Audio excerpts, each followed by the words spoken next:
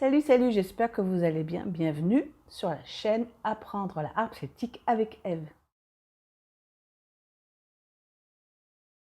Alors, cette vidéo n'était pas prévue. J'ai reçu un email d'une personne qui m'a acheté des partitions et qui a été peut-être un peu surprise, interdite de voir comment je travaille et qui m'a posé plein de questions. Et je me suis dit qu'au lieu de passer 2 heures à lui répondre et puis que ça ne profite qu'à elle, je me suis dit que ça serait peut-être aussi bien que je vous en fasse profiter.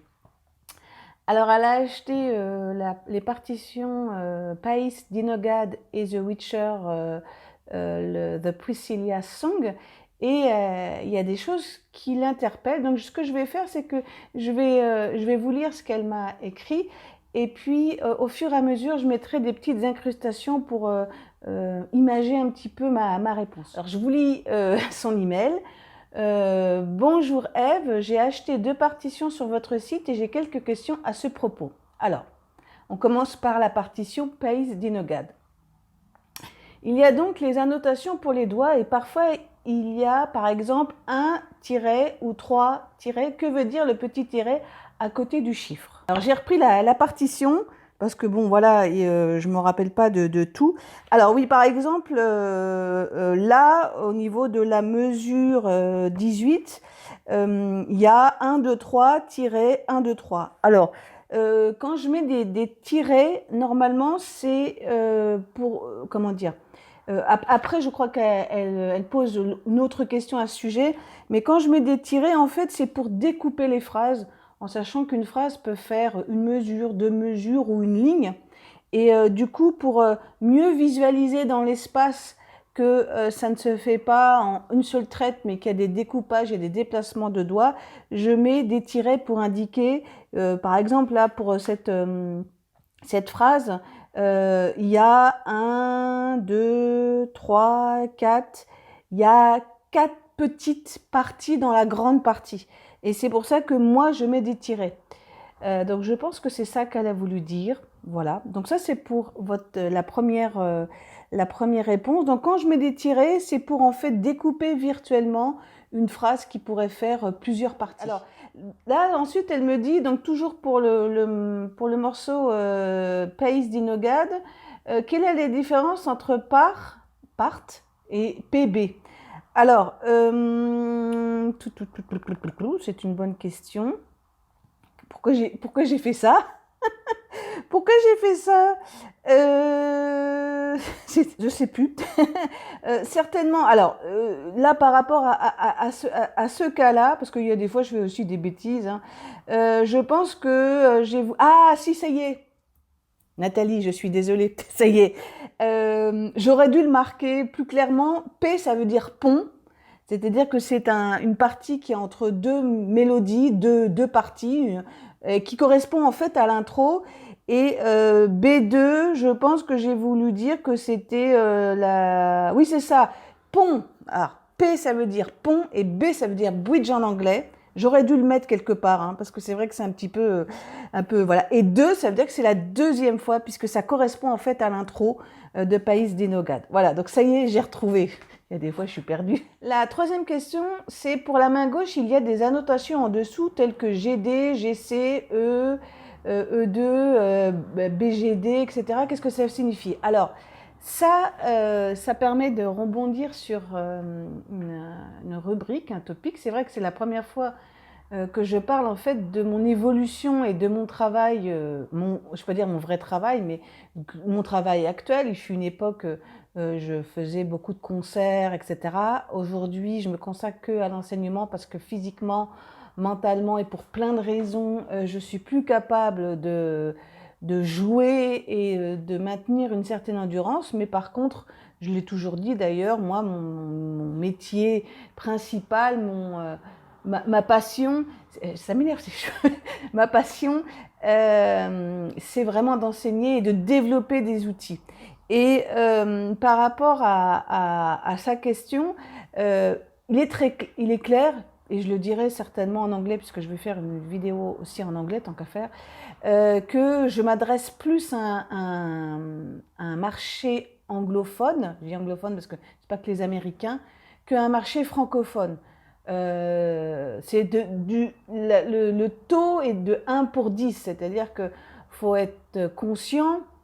Là, je m'adresse aussi à des gens qui sont dans le milieu, qui se lancent et qui veulent percer, c'est que, et je le vois et je l'entends auprès de professionnels qui ont eu un cursus de conservatoire, etc., c'est que par rapport à d'autres instruments, la harpe et la harpe celtique, c'est très confidentiel.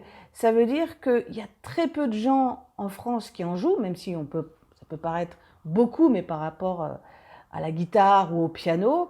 Donc du coup, clairement, pour pouvoir gagner sa vie, et ça je le conseille auprès des gens qui vraiment veulent en faire un métier, etc., c'est qu'il ne faut pas se cantonner à une région francophone. Moi je pense qu'aujourd'hui, justement, à cause de ce qui se passe et tout, il faut aussi viser l'international. Et donc très clairement, même si ça ne paraît pas en France, moi je vise très clairement l'international et l'anglais en particulier, parce que je ne maîtrise pas d'autres langues très voilà. Et donc du coup, pour répondre à la question de Nathalie, GCE, ce sont en fait les notes en anglais.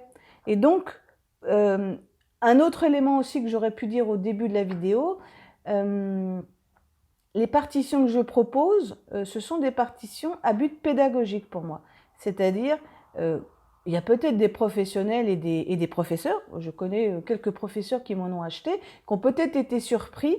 À ce sujet, je suis en train petit à petit comment dire, d'enlever toutes ces balises, parce qu'en définitive, là, on parle de balises que j'ai inventées, que j'ai mis en place, pour proposer la partition nette, sans rien, pour que les gens puissent eux-mêmes poser leurs propres balises.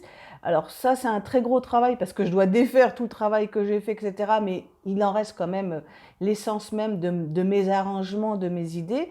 Donc là, ça, je le ferai au fur et à mesure des demandes. On va faire comme ça parce que sinon, c'est un énorme travail. Et du coup, comme les Américains, et ça, c'est par contre, c'est pas moi qui ai inventé cette idée, c'est des gens comme Sylvia Wood qui, dans leur carnet, mettent des doigtés et mettent aussi des annotations de main gauche. Et bien là, c'est pareil, c'est-à-dire là, vous verrez une petite incrustation.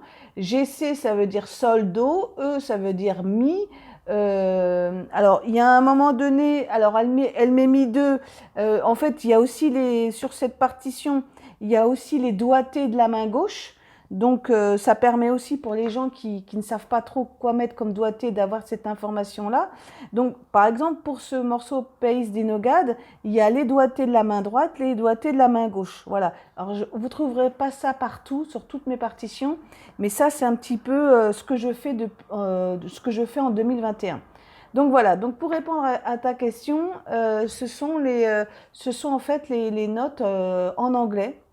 Voilà, parce que même si, comment dire, parce qu'il y a plus de possibilités que les lise en anglais, et en plus je pense que c'est aussi bien d'apprendre cette conversion parce que ça permet d'accéder à plein d'autres informations qu'on parlera peut-être, quoi. Voilà. Hein.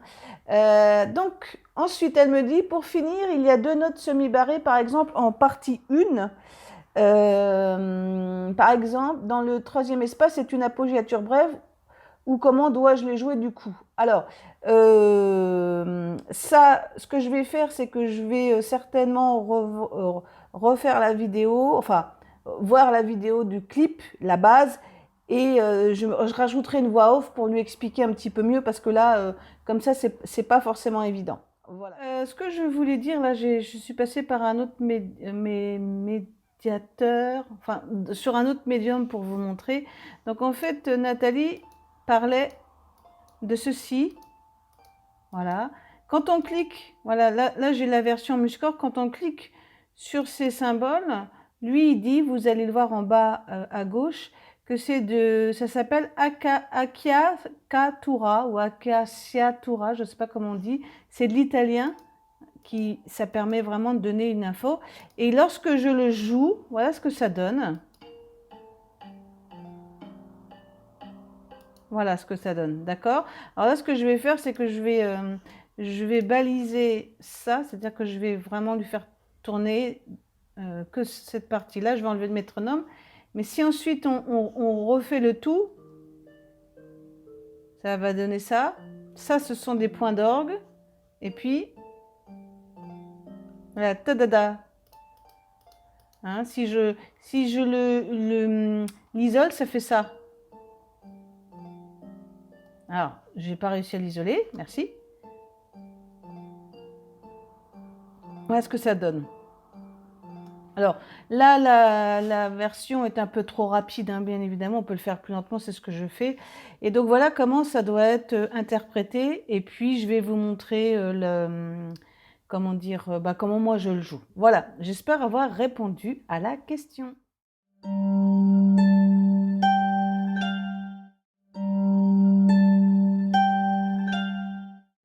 Voilà. Alors ensuite, elle me parle de la partition The Witcher 3 Wolvenstorm, qui est la chanson de Priscilla, je crois. Que signifient les annotations A2, B2, C2, etc. Alors, je vais regarder quelque chose. Alors, c'est vrai que dans cette partition-là de Pace d'Enogad, il n'y a pas ça, parce que en fait, j'ai considéré que chaque ligne, c'était une phrase, parce qu'il y a beaucoup de répétitions en définitive, alors que pour ce morceau-là, on est plutôt dans une configuration plus traditionnelle. Là, je ne l'ai pas sous les yeux, mais je sais de quoi elle parle. En fait, pour que les gens puissent repérer dans l'espace les phrases, je leur ai donné des noms avec des lettres. Donc la phrase A, la phrase B, la phrase C. Et à partir d'une certaine partie, si c'est la partie 2, ça va être la phrase A2, B2, parce que ça ne sera peut-être pas forcément la même phrase que la partie 1. Et donc ça aussi, c'est une façon de pouvoir repérer, de pouvoir baliser la partition et de ne pas avoir une partition sans rien. D'ailleurs, j'espère un jour pouvoir faire une vidéo et d'échanger avec d'autres collègues sur comment eux, ils font ce qu'on appelle donc en fait des annotations, parce que je pense très clairement, puisque je le vois dans des carnets que j'ai achetés de seconde main, on ne peut pas jouer sans mettre des informations, je pense.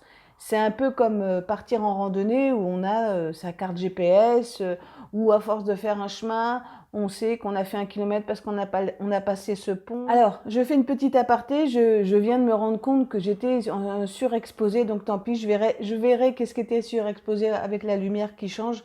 Je le marquerai, instant surexposition, mais je n'ai pas envie de refaire la vidéo puisque là je suis dans le bon truc. Voilà, tant pis pour moi. J'ai toujours du mal encore avec cet appareil, ça me prend un peu de temps. Enfin voilà. Alors, est-ce qu'il y a d'autres questions? Non, je crois pas. Donc voilà, c'est une question assez intéressante et ça m'a permis de me dire, tiens, ça vaut le coup d'en faire une vidéo parce que c'est vrai que un jour peut-être j'arriverai à scripter une vidéo sur ma propre évolution. Je trouve que c'est assez intéressant d'échanger là-dessus parce qu'on évolue même en tant que professeur et de voir aussi les qualités et les défauts et puis l'évolution, comment maintenant je vois l'enseignement et je vois aussi parfois je ne vais pas dire les défauts, mais par rapport au retour de certains de mes élèves, ce que font certains professeurs aujourd'hui, parce que parfois j'en ai des échos et des exemples, c'est ce que moi je faisais il y a peut-être 10 ou 15 ans et qui a toujours une marge de progression. Voilà. Voilà. Donc j'espère avoir répondu même en surexposition. Tant pis, j'assume. Je vous remercie d'avoir regardé cette vidéo. J'espère que ça vous a aussi renseigné un peu sur mon travail, qui est un travail passionnant parce qu'à chaque morceau, une nouvelle aventure, une nouvelle occasion d'apprendre des choses, de découvrir des choses et voilà, de passer de plus en plus de temps avec notre instrument préféré, la harpe celtique.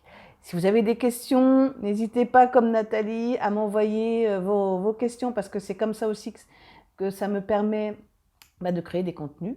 Et puis voilà, je vous dis à bientôt. Salut!